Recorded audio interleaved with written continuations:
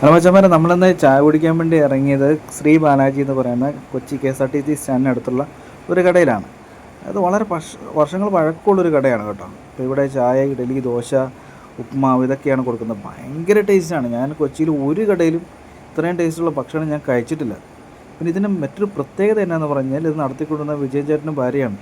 അവർ ഒരു വർഷം മുഴുവൻ ജോലി ചെയ്തിട്ട് ആ പൈസയ്ക്ക് ലോകം ചുറ്റാൻ ഇറങ്ങും.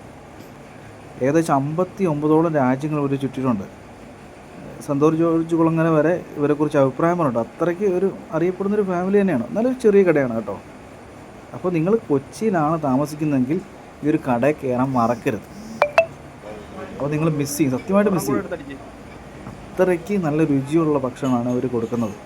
വളരെ റീസണബിൾ ആയിട്ടുള്ള റേറ്റുമാണ്. നമ്മുടെ മനസ്സും ശരീരമൊക്കെ അവർ ഭക്ഷണം കഴിച്ചാൽ നിറയുന്ന സന്തോഷം തരുന്ന ഒരു സാധനമാണ്. നമ്മളെ വിജയൻ ചേട്ടൻ നമ്മളെ കൂടെ ഇല്ല കേട്ടോ. ആൾ. അപ്പോൾ നിങ്ങൾ വരാൻ മറക്കരുത്.